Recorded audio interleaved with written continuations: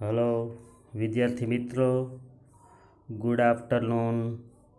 ભરતભાઈ વ્યાસના જય શ્રી કૃષ્ણ, જય માતાજી. ચેપ્ટર 4 ભારતનો સાહિત્યક વારસો.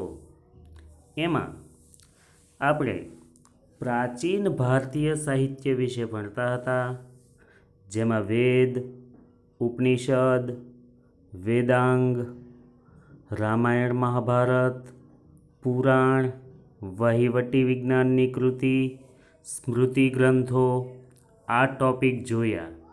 હવે પ્રાચીન ભારતીય બૌદ્ધ સાહિત્ય વિશે આપણે ભણવાનું છે. બૌદ્ધ સાહિત્ય, તો બૌદ્ધ સાહિત્યની ચર્ચા કરીએ. પ્રાચીન ભારતીય બૌદ્ધ સાહિત્ય.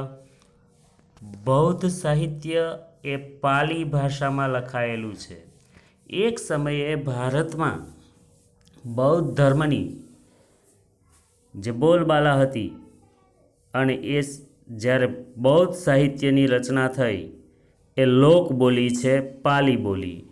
પાલી ભાષામાં તેની રચના થઈ. કેમ કે કોઈ પણ ધાર્મિક સંદેશ એ સ્થાનિક લોકબોલીમાં જ આપવો જોઈએ, કેમ કે લોકો વ્યવસ્થિત સમજી શકે. એટલે બૌદ્ધ સાહિત્યની રચના પાલી ભાષામાં થઈ. પ્રારંભિક બૌદ્ધ સાહિત્યની વાત કરીએ તો એમાં ત્રિપિટક ગ્રંથો, બૌદ્ધ સાહિત્યના ત્રિપિટક ગ્રંથો છે. ત્રિપિટકમાં સુક્ત પીટક, વિનય પીટક અને અભિધમ્મ પીટક, આ 3 ગ્રંથ બૌદ્ધ ધર્મના મહત્ત્વના પુસ્તકો છે. જે કોઈ વ્યક્તિ બૌદ્ધ ધર્મ પાળવા માટે જ્યારે એના સાધુઓ પાસે જાય છે, ત્યારે તેમાં કોઈ પણ વ્યક્તિએ સાધુ એની સામે પ્રવેશવાનો, આવવાનો આવી શકે. સાધુ એને સત્સંગ, અને સત્સંગ પછી સાધુ પ્રશ્નો, જે કંઈ પ્રશ્ન પૂછવા હોય ધર્મ વિશે, એ પૂછી શકે. અને પછી એ ધર્મ સ્વીકારવા માટે વ્યક્તિ જ્યારે તૈયાર થાય, ત્યારે પણ એક પુસ્તક આપવામાં આવે. એ બૌદ્ધ સંઘના નિયમોનું પુસ્તક છે. આમ જોઈએ સુક્ત પીટકમાં શું, કે સુક્ત પીટકમાં તમને જે કંઈ પ્રશ્ન ઉદ્ભવે છે, એ પ્રશ્નો તમે ધર્મને લગતા પૂછો છો. પણ એ બહુ ઝાઝા નહીં, 6 કે 7 કે 8 કે જેટલા પ્રશ્નો હોય એટલા તમે પૂછો છો, અને પછી કહો છો કે મારે બૌદ્ધ ધર્મ અપનાવવો છે, મને તમારો શિષ્ય બનાવો. ત્યારે એ વ્યક્તિને સુક્ત પીટક નામનું પુસ્તક, ત્રિપિટક ગ્રંથનું પહેલું પુસ્તક સુક્ત પીટક પુસ્તક આપવામાં આવે છે. એમાં ભગવાન બુદ્ધ અને તેના શિષ્ય વચ્ચેના સંવાદો છે, કે જે કંઈ આપણા પ્રશ્નો હોય ધર્મ અંગેના, એ આ પુસ્તક વાંચવાથી આપણા મનની જે ભ્રાંતિ, જે ભ્રમ હોય, જે કંઈ પ્રશ્નો હોય એનું આપણને સમાધાન મળે છે. અને એ પછી વ્યક્તિ કહે કે મારે બૌદ્ધ ધર્મ, તો એને બીજું પુસ્તક આપવામાં આવે વિનય પીટક, કે જેમાં બૌદ્ધ સંઘના નિયમો છે. કે બૌદ્ધ સંઘ, એના નિયમ કયા નિયમોનું પાલન કરવું. એ બૌદ્ધ સંઘના ચુસ્ત જે નિયમો છે, એ નિયમાવલી બૌદ્ધ સંઘનું બીજું પુસ્તક, ત્રિપિટકનો બીજો ગ્રંથ વિનય પીટક પુસ્તકમાં છે, બૌદ્ધ સંઘના નિયમો.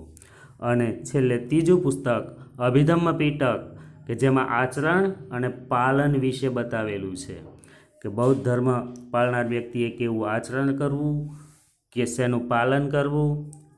આ જ રીતે મિલિંદ પદનું એક પુસ્તક, ફરીવાર બૌદ્ધ સાહિત્યની રચના પાલી ભાષામાં થયેલી. ત્રિપિટક ગ્રંથો, સુક્ત પીટક, ભગવાન બુદ્ધ અને તેના શિષ્ય વચ્ચેના સંવાદો, બૌદ્ધ સંઘના નિયમો વિનય પીટકમાં, આચરણ અને પાલન અભિધમ્મ પીટકમાં આપેલા છે. મિલિંદ પદ્મો પુસ્તક, જે દક્ષિણમાં, સાઉથમાં બૌદ્ધ સાધુ, તત્વજ્ઞાની સાધુ નાગસેન થઈ ગયેલા, એની સભામાં જ્યારે ઇન્ડો ગ્રીક રાજવી એ જાય છે અને બૌદ્ધ સંઘ અંગે અને બૌદ્ધ ધર્મ અંગે પ્રશ્નો પૂછે છે. તત્વજ્ઞાની સાધુ એના સંતોષકારક જવાબ આપે છે, અને મિનંડર નામનો વ્યક્તિ એ બૌદ્ધ ધર્મ સ્વીકારે છે. પણ બે વચ્ચે કયા સંવાદો થયા? મિનેન્ડરે કયા પ્રશ્નો પૂછ્યા અને તત્વજ્ઞાની સાધુ નાગસેને એના કયા જવાબ આપ્યા? એ બંને વચ્ચેના સંવાદોનો સંગ્રહ એટલે મિલિંદ પદનું પુસ્તક. સેંકડો જાતક કથાઓ બૌદ્ધ સાહિત્યનું અંગ છે. ઘણી બધી જાતક કથાઓ બૌદ્ધ સાહિત્યમાં લખાયેલી છે. જાતક કથાઓ એ બૌદ્ધ સાહિત્યનું અંગ છે. સંસ્કૃત ભાષામાં અશ્વઘોષે બુદ્ધચરિત નામના ગ્રંથની રચના કરી. આમ પ્રાચીન ભારતીય બૌદ્ધ સાહિત્ય પછી પુરાણ જોઈએ તો પુરાણમાં વૈદિક પુરાણ 18 છે અને પુરાણોએ મુખ્ય કાર્ય એ કર્યું કે વૈદિક ધર્મને હિન્દુ ધર્મનું સ્વરૂપ આપ્યું. અહીંયા પ્રશ્ન એવો આવશે કે વૈદિક ધર્મને હિન્દુ ધર્મનું સ્વરૂપ કોણે આપ્યું? પુરાણોએ આપ્યું. અને વૈદિક ધર્મ સમજાવવામાં પુરાણોએ મહત્ત્વનો ભાગ ભજવ્યો. પછી કૌટિલ્ય એટલે કે ચાણક્ય. ચાણક્યએ વહીવટી વિજ્ઞાનની કૃતિ કૌટિલ્યનું અર્થશાસ્ત્ર આ પુસ્તક લખ્યું કે દેશનું સંચાલન કેમ કરવું, દેશને પૈસા આવે ક્યાંથી, કર અને ટેક્સ સ્વરૂપે કઈ રીતે પૈસા વસૂલ કરી શકાય, ઉપરાંત પ્રજાકીય કાર્યો કેવા કરવા જોઈએ કે જેનાથી દેશ અને પ્રજા બંનેને ફાયદો થાય. આ રીતે વહીવટી વિજ્ઞાનની કૃતિ એ કૌટિલ્યનું અર્થશાસ્ત્ર પુસ્તક. પછી આવે સ્મૃતિ ગ્રંથો. તો સ્મૃતિ ગ્રંથોમાં કર્તવ્યો, રિવાજો અને નિયમો આપવામાં આવ્યા છે. કયા ગ્રંથોમાં કર્તવ્યો, રિવાજો અને નિયમો આપવામાં આવ્યા? સ્મૃતિ ગ્રંથોમાં કર્તવ્યો, રિવાજો અને નિયમો આપવામાં આવ્યા છે. પછી આવે છે ગુપ્ત યુગનું સંસ્કૃત સાહિત્ય. તો ગુપ્ત યુગનું સંસ્કૃત સાહિત્ય આ બધા 3 ગુણ, 2 ગુણમાં પ્રશ્નો પૂછાય છે. પ્રાચીન યુગના બૌદ્ધ સાહિત્ય વિશે લખો, રામાયણ મહાભારત વિશે લખો, વેદ કેટલા, કયા કયા દરેકની વિગતે સમજૂતી આપો. એમ ગુપ્ત યુગનું સંસ્કૃત સાહિત્ય એ પણ 3 ગુણનો પ્રશ્ન. ગુપ્ત યુગ એટલે કાવ્યો અને નાટકોનો સુવર્ણ યુગ કહેવાય. ગુપ્ત યુગમાં જે મહાન સંસ્કૃત ભાષાના જે સાહિત્યકારો થઈ ગયા એમાં પહેલાં 2 યાદ રાખવાના. કઈ રીતે યાદ રાખવું? કેમ? તો કે સંસ્કૃત ભાષાના જે સાહિત્યકારો છે અને એણે કયા ગ્રંથો લખ્યા અને એ ગ્રંથોમાં શેનું વર્ણન કર્યું, આટલું લખો એટલે આ 3 ગુણનો પ્રશ્ન પરિપૂર્ણ થાય. ગુપ્ત યુગનું સંસ્કૃત સાહિત્ય યાદ આવે એટલે સૌથી પહેલાં આપણને કાલિદાસ યાદ આવે. કાલિદાસ, મહાકવિ કાલિદાસ. તો કાલિદાસે કયા ગ્રંથોની રચના કરી? કાલિદાસે અભિજ્ઞાન શાકુંતલમ, કુમાર સંભવ, રઘુવંશ, મેઘદૂત અને ઋતુસંહાર આ સંસ્કૃત ગ્રંથોની રચના કાલિદાસે કરી. એમાં અભિજ્ઞાન શાકુંતલમ એની શ્રેષ્ઠ કૃતિ છે, જેમાં દુષ્યંત અને શકુંતલાના પ્રેમની કથા લખાયેલી છે. આ પુસ્તક લખાયા પછી એ જર્મન કવિ ગેટે અભિજ્ઞાન શાકુંતલમ પુસ્તક વાંચી અને આટલા ભાવ વિભોર બની ગયા કે આખું એ પુસ્તક એ પોતાના મસ્તક ઉપર મૂકી અને જર્મનની ગલીઓમાં નાચેલા. ત્યાર પછી કાલિદાસ એ સંસ્કૃત સાહિત્યની અંદર એ ફેમસ થયા. એણે ઘણા બધા ગ્રંથો લખ્યા. એ ગ્રંથના નામ આપણે યાદ રાખવાના છે: અભિજ્ઞાન શાકુંતલમ, કુમાર સંભવ, રઘુવંશ, મેઘદૂત અને ઋતુસંહાર. પછી આવે છે બાણભટ્ટ, બીજો સંસ્કૃત સાહિત્યનો રચયિતા. પહેલાં કાલિદાસ અને પછી બાણભટ્ટને લઈ લેવાના. બાણભટ્ટે 2 ગ્રંથ લખ્યા. બાણભટ્ટે 2, એક હર્ષચરિત અને કાદંબરી. હર્ષચરિત એ રાજા હર્ષના જીવન ચરિત્ર વિશે લખાયેલું છે અને એક મહાભારતને લગતું પુસ્તક છે. હર્ષચરિત અને કાદંબરી આ 2 બાણે લખ્યા. પછી તો કે સંસ્કૃત ભાષાના સાહિત્યકારો અને એના ગ્રંથો, સિંગલ પુસ્તક અને એક લેખક. તો એમાં કઈ રીતે યાદ રાખવાનું? તો આખું એક ચાવી: શુમુ વિમુ દદંભ ઉભાકી શંભા.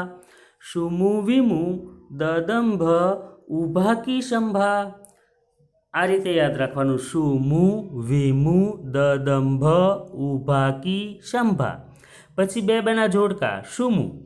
શુમુ એટલે શુદ્રક, શુદ્રકે મુચ્છકટિકમ ગ્રંથ લખ્યો. પછી વિમુ, વિશાખા દત્તે મુદ્રા રાક્ષસ ગ્રંથ લખ્યો. પછી દંડી, દંડીએ 10 કુમાર ચરિત. પછી ભવભૂતિ, ભવભૂતિએ ઉત્તર રામચરિત.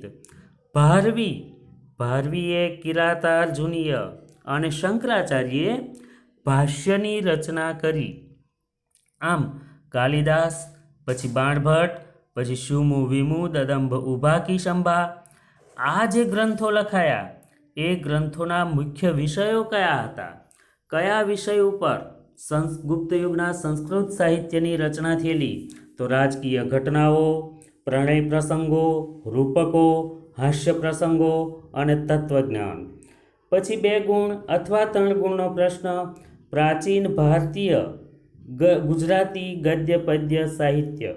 તો ગુજરાતી ગદ્ય પદ્ય સાહિત્ય આપણી ગુજરાતી ભાષા અને એમાં જે પ્રાચીન ભારતીય સાહિત્ય વિશે આપણે શીખવાનું હોય તો ગુજરાતી ભાષામાં નરસિંહ મહેતાથી સાહિત્ય લખવાની શરૂઆત. આદ્ય કવિ કહેવાય નરસિંહ મહેતા.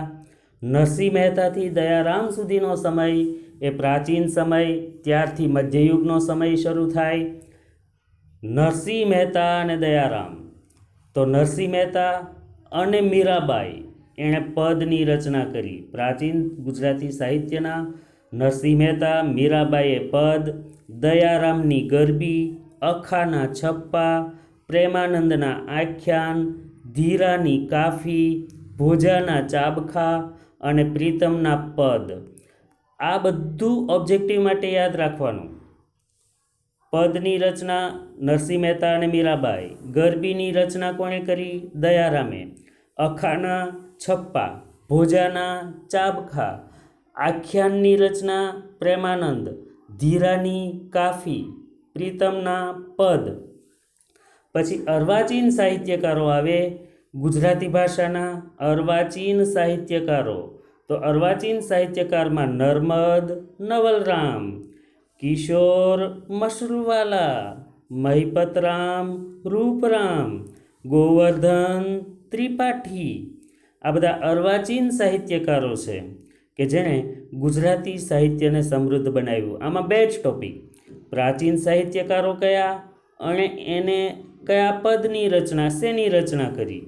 તો નરસિંહ મહેતા, મીરાબાઈ, દયારામ, અખો, પ્રેમાનંદ, ધીરા ભગત, ભોજા ભગત, પ્રીતમ, એ એક ટોપિકમાં. અને બીજા ટોપિકમાં અર્વાચીન સાહિત્યકારો, એમાં નર્મદ, નવલરામ, કિશોર મશરૂવાલા, મહિપતરામ, રૂપરામ અને ગોવર્ધન ત્રિપાઠી. પછી આવે પ્રાચીન યુગનું તમિલ સાહિત્ય. તો તમિલ સાહિત્ય વિશે, પ્રાચીન યુગના તમિલ સાહિત્યની વાત કરીએ. તમિલ ભાષા એટલે કે સાઉથની ભાષા. આપણે પહેલા પાઠમાં જોયું કે દ્રવિડ કુળની 4 ભાષાઓ છે. દ્રવિડ કુળની 4 ભાષાઓ કઈ? તમિલ, તેલુગુ, કન્નડ, મલયાલમ. દ્રવિડ કુળની 4 ભાષા તમિલ, તેલુગુ, કન્નડ, મલયાલમ. એમાં સૌથી જૂની તમિલ.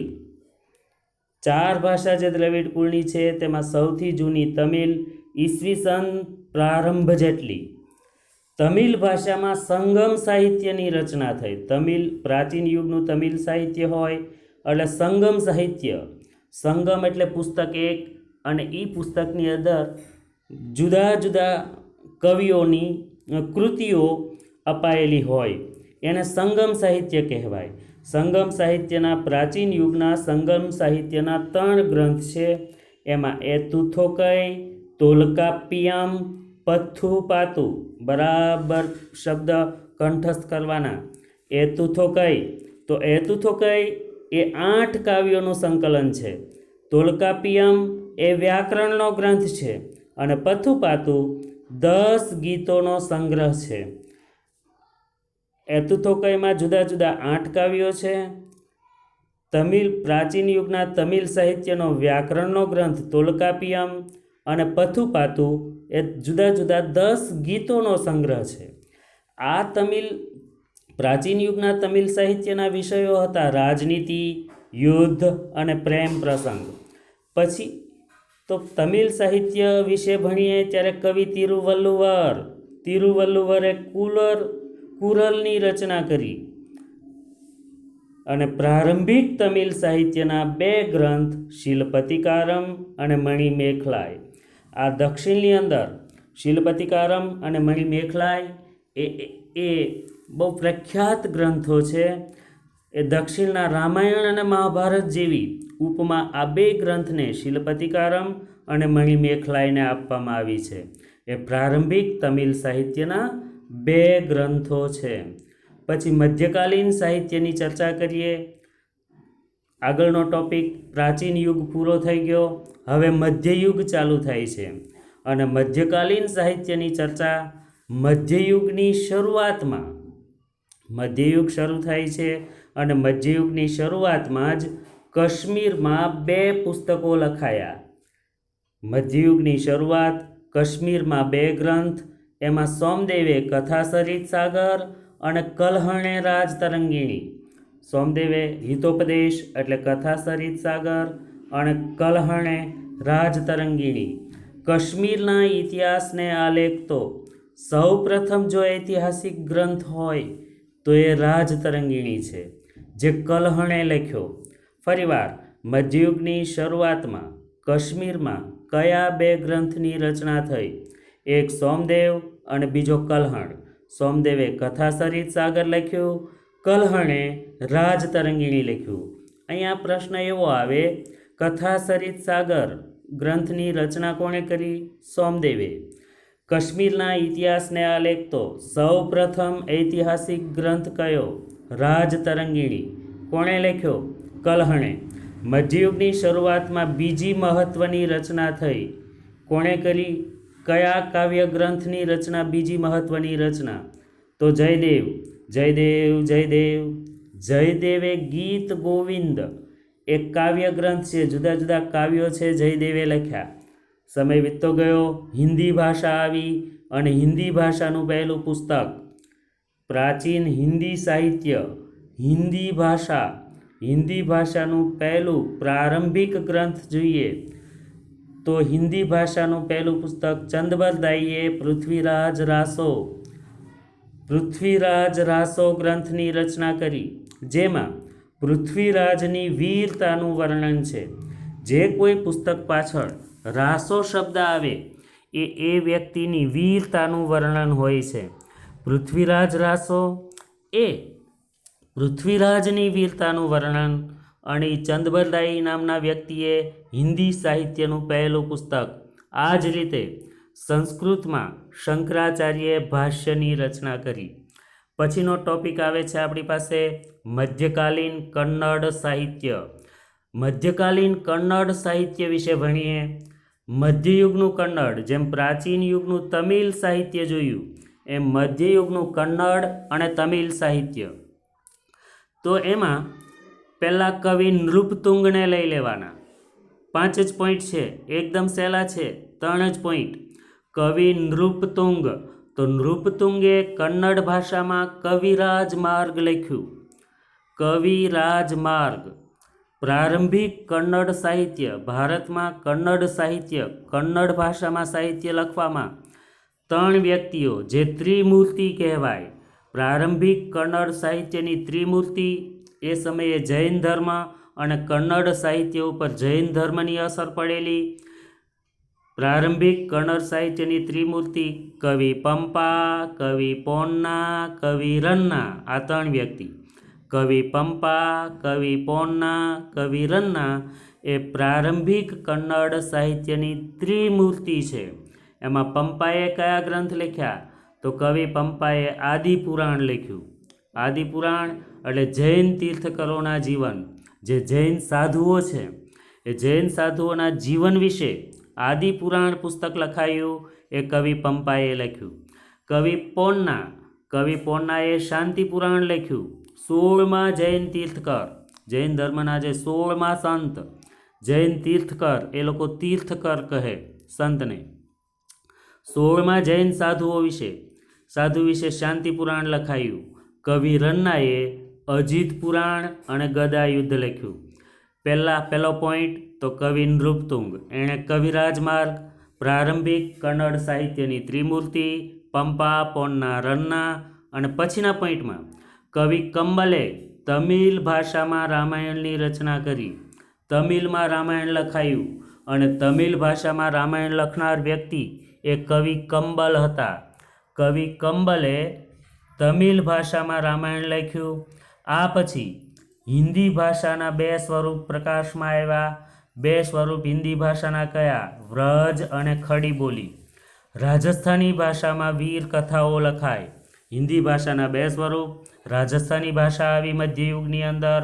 એમાં મોટા ભાગે વીર ગાથાઓ આલ્હા, ઉદલ અને બિસલ દેવરાસો. આલ્હા, ઉદલ, બિસલ દેવરાસો, આ 3 વીર કથાઓ રાજસ્થાની ભાષાની. અવધી ભાષા આવી. અવધી ભાષાનો સૌથી જૂનો ગ્રંથ જોઈએ તો અવધી ભાષાનો સૌથી જૂનો ગ્રંથ એ ચંદ્રાયન, મુલ્લા દાઉદે લખ્યો. ચંદ્રાયન નામનું પુસ્તક મુલ્લા દાઉદે લખ્યું. આમ આટલે સુધી રાખીએ. ધન્યવાદ વિદ્યાર્થી મિત્રો.